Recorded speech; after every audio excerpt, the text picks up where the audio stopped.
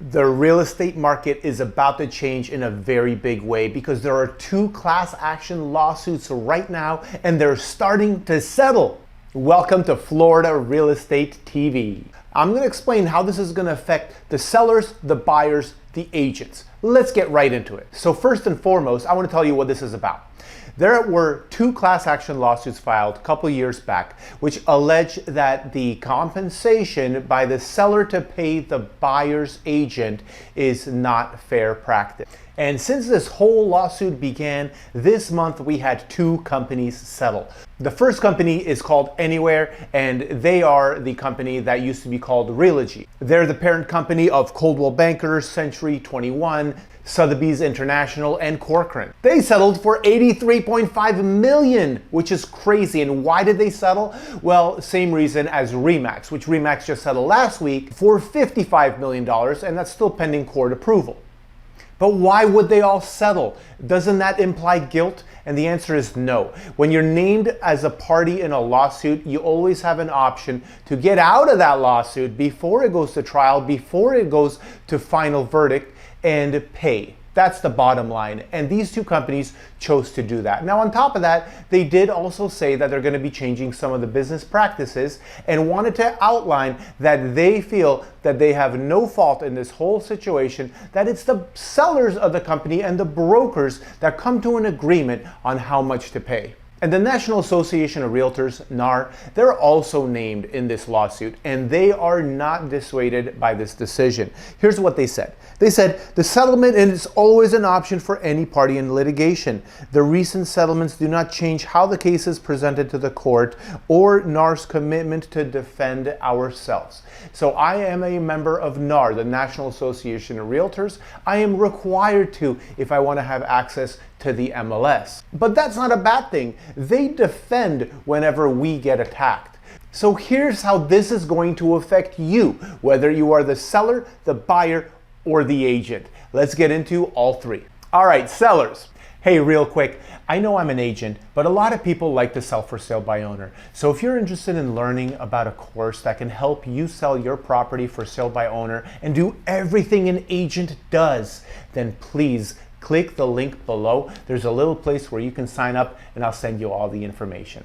You may think that this is all amazing rainbows and sunshine and flowers because now you're not going to have to pay the 3% commission on top of the 3% listing commission. This is what has been standard business practice for decades. And frankly, we're one of the only countries that does it this way. So why is it that we do it like this? Honestly, old habits die hard. A lot of other countries have already changed, and now the buyers pay their commission, the sellers pay their agents their commission. But how is this going to affect you, and what are a couple warning signs for you sellers? So listen up. This is important if you're thinking about selling. Anytime after this class action lawsuit settles, which it will settle, it'll probably still take a year or two before all changes are implemented, but let's talk about it. So the bottom line is you still have a choice to pay the buyer's agent commission if you want. They're not going to take away your right to pay somebody. I mean, they can't do that. You have the option as a seller to pay the listing agent and the buyer's agent. Bottom line, that's easy. And now you have to ask yourself, why would you want to pay the buyer's agency commission?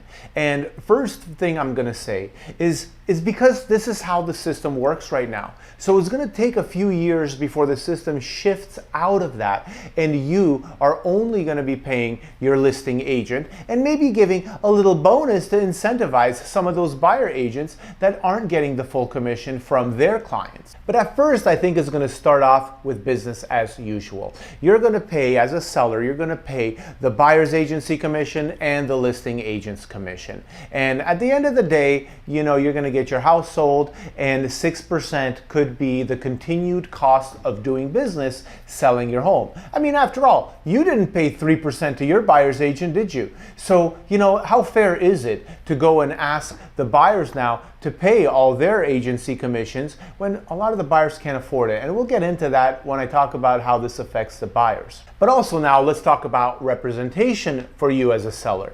So when you sign a listing agreement, there are two types of listing agreements that you can sign when it comes to how you are being represented.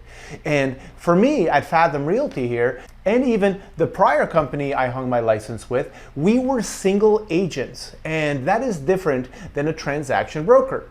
Now in our area, Sarasota, Florida, about 90% of all agents act as a transaction broker. And this is another thing that you should learn about, and you should understand the differences on how this affects the negotiation power and disclosures. Not your disclosures, but what the listing agent can disclose to you. And vice versa, what they can't disclose to others that they know about your situation. Anyway, that's a different conversation. So how is it going to affect you when it comes to money? Well, if you list your property and you pay 3% and you have an agent that is your single agent, then they are going to be representing your best interests, not the transaction's best interests. And they're going to get paid 3%. And then they might have a choice to share some of that commission, just like right now we share the commission. But know that that 3% doesn't go to that listing agent's pocket. They have to share with the company they work for. They have a marketing cost. Don't forget about Uncle Sam. You got to pay the IRS.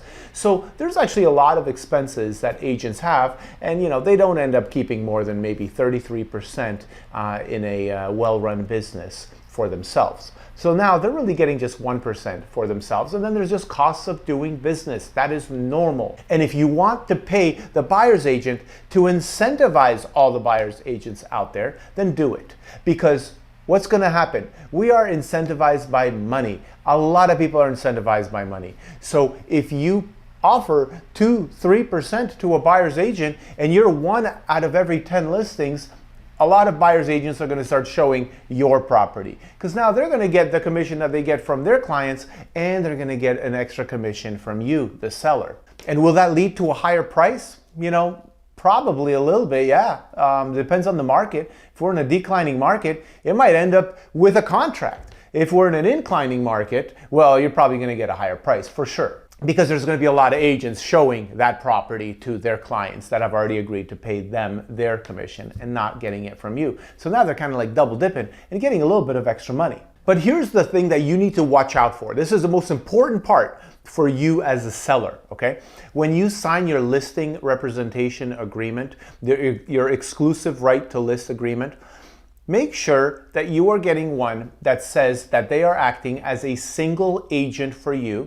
And make sure to request that any buyer that they get from their marketing efforts, if you're not going to pay the buyer's agent, right? If you're not going to pay the buyer's agent, then get them to sign a non-representation agreement with those buyers. And here's how it's going to play out for you. This is pretty good, and it could be bad if you don't do it right. So here's how it's going to play out. That listing agent is going to go and market your property, get open houses, get some print marketing, door hangers, whatever they do. People start making offers. If those people are represented by a buyer's agent, well then don't worry about it. That they will pay the buyer's agent directly. And if that buyer's agent says, oh, no, I need some money from you, I'm not getting paid by my buyers, shoot me 1% of your 3% commission, a lot of these listing agents are not going to do it, because that wasn't agreed with the seller ahead of listing and marketing. And this is very important. We have big expenses. If I know I'm going to get 3%, I'm going to spend more money on marketing. If I know I'm going to get 1%, I know I'm going to spend less money. There's just no budget for it. I mean, it's just common sense. I'm not going to go negative on a deal, like it happens sometimes, but I'm not going to have that as my business practice. So sign the listing agreement that says that your agent is your single agent. And then any offer that you get, make sure that if there's no buyer's agent involved, that your agent signs a non-representation agreement with that buyer so that they are still representing your best interests as your principal. Okay, now let's get into the buyers. How does this rule affect the buyers? And look, this is still not in stone. This is still a lawsuit that's going through. So we are not necessarily going to be in this position that I'm talking about, but this is what I'm expecting to happen, okay? So as a buyer, you're going to need to come up with an extra 3% to pay your agent. And are you going to find some agents that are going to do it for 0.5% or 1%? Sure. At the end of the day, they open doors they buy you coffee sometimes, right? They're not spending a lot of money. They're not doing your appraisals. They're not doing your inspection. They're not spending any money out of pocket. Their expense is coffee and gasoline into their car, right? So sure, you as a buyer are going to have a higher acquisition cost, and that's not good. And why is that not good? It's because a lot of buyers don't have that money. I have done a lot of deals in my life, and I know that many buyers just barely skim through with the down payment and closing costs. Because down payment, sure, they could get an FHA loan, 3.5%, but then you need another like 2 to 3%.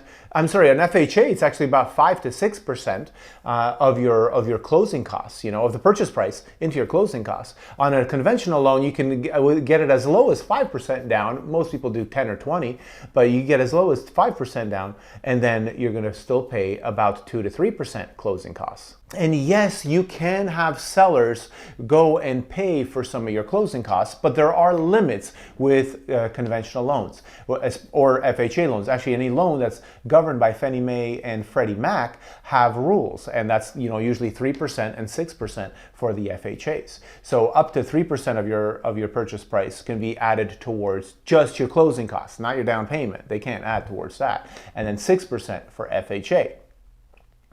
So you as a buyer now need to come up with more money. So what if you don't have the money and you still want to buy a house? Well, a lot of people are going to fall off the chart and they're not going to be a shopper anymore. They're going to need to start saving up a little bit more money, and we're going to have more renters. And is that the idea that, the big guys want to happen? Maybe, maybe they do want more renters out there, because right now the three big companies, Vanguard and BlackRock and all, they're all acquiring single family homes and multi-family apartment buildings. So they're getting into the landlord game quite heavily, and they have been for years. So if you're a buyer and you have no money, you may go directly to the listing agent. So that's another thing that might start happening, is that buyers will go direct to listing agents.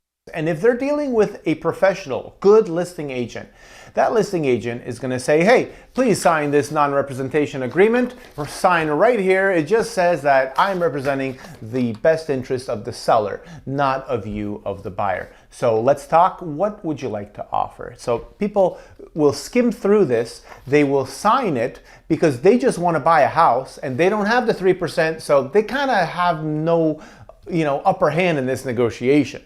If they want that house, that agent, if they're good, they're going to have them sign the non-representation agreement. And then they're going to say, okay, well, listen, I like this house. How much do you think I should offer? Let's say it's $350. And the listing agent says, well, I don't know. Tell me, what is your pre-qualification for? How much? Who is your lender? Have you been pre-qualified? Well, let me send you to my guy. And then your guy, that agent's guy says, okay, well, listen, they're approved for $430. They have 20% down. They're good buyers. They have the funds. No problem. Here's your pre-qualification letter.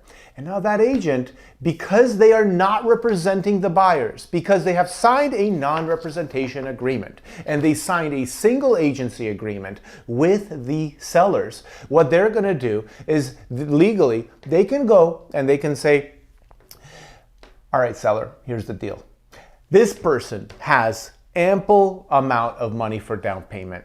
So I know that they offered, $330 on your $350 purchase price, but I highly suggest we go and counteroffer. Let's counteroffer at $350 or $345 and get them to do an appraisal gap, because they have the funds. As far as I know, they have ample funds in the account. And let's make sure that our lender does the deal too, so that we can pat our guy on the back. And look, there's nothing wrong with patting people on the back, but there's a difference in how negotiations will be happening.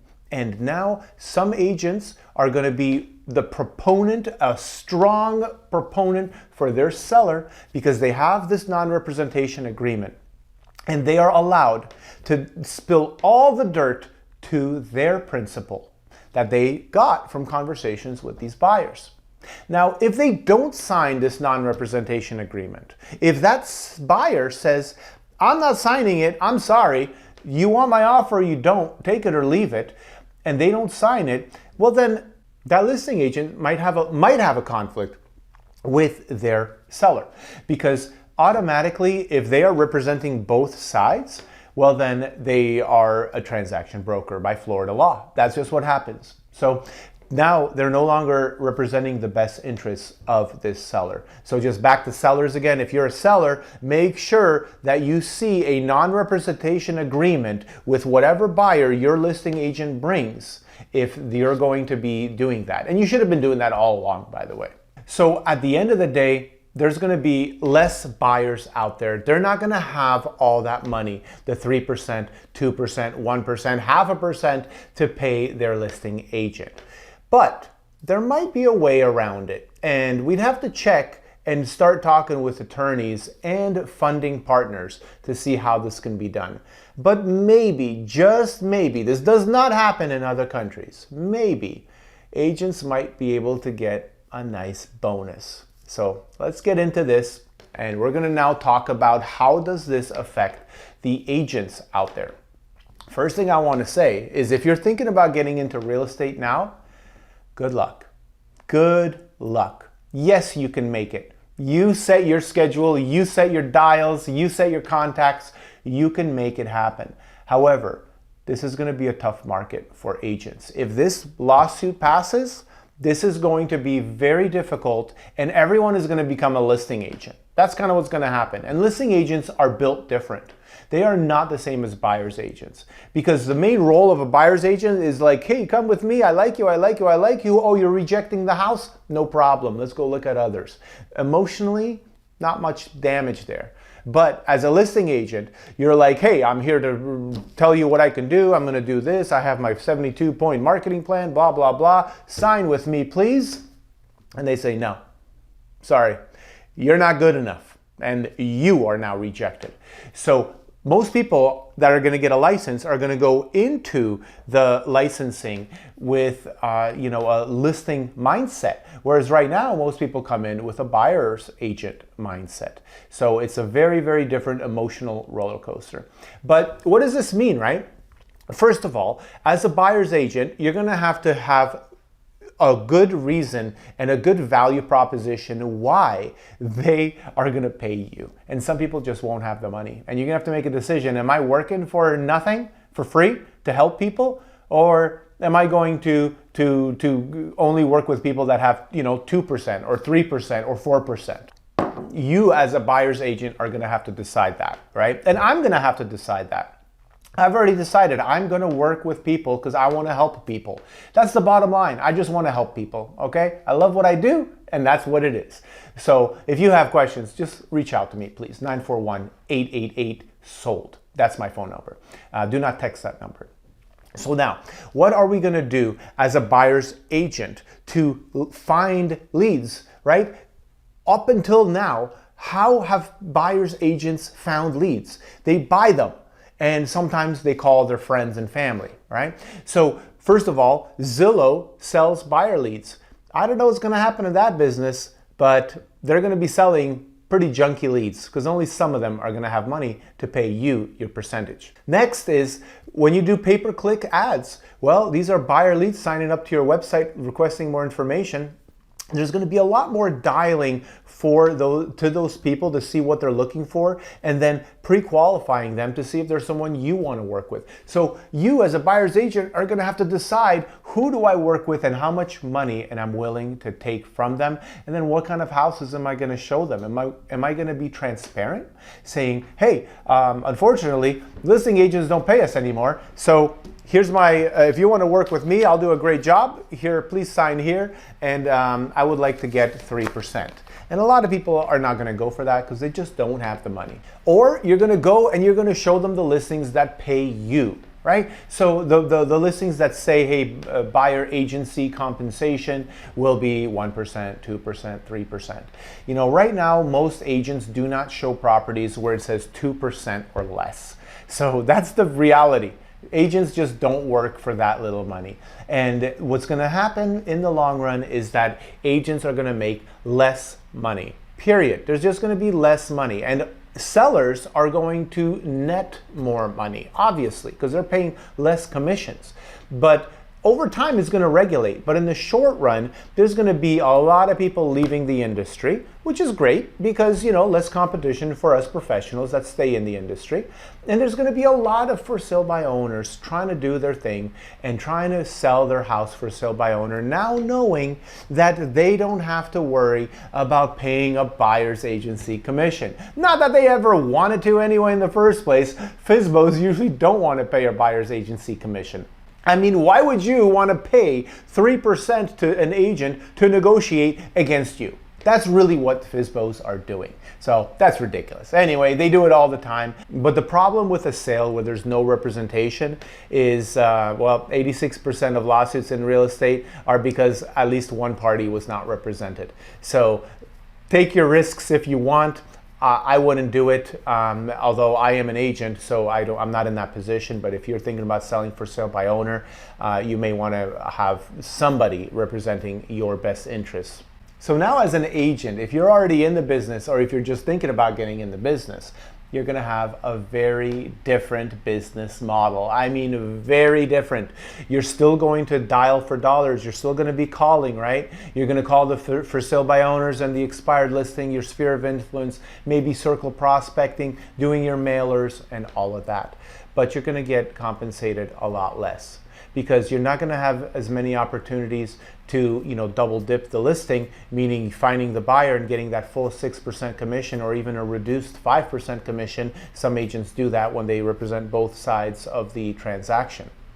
You're going to have a lot less of those opportunities. The general income for real estate agents is going to go down, and it's not high right now. I believe right now it's $46,000 a year nationwide. And most agents are doing, I think, 2 or 3 deals a year. So that's going to go down because a lot of buyers are going to go direct to the listing agent, and they're not going to be represented. So that agent's going to have 1 transaction under their belt, not 2 when they double side. So there's going to be less transactions done by agents in general, and that means more lawsuits. So that's just what happens. And usually the lawsuits happen for not disclosing something. The seller should have known something or maybe learned something when they were buying it, and then 15 years later they forgot. They didn't disclose the giant sinkhole that was filled and fixed or something. And there's going to be lawsuits, whereas an agent will probe those questions and extract as much information as possible from their principal or their client. Now, it's hard to say if this is going to be good or bad for the industry. My outlook right now is it depends. Like a regular lawyer would always say, it really depends. Because if this lawsuit does fully go through, and all signs are pointing to most probably this lawsuit will go through and sellers will no longer need to be paying the buyer's agency commission. If that goes through, then expect a lot of changes. That's all. And if you want to stay in the business, then get started right now. Start dialing for dollars, start doing the work that you need to do, and building a clientele of people that know you, like you, and trust you. Get started right now. Thanks for watching, everyone.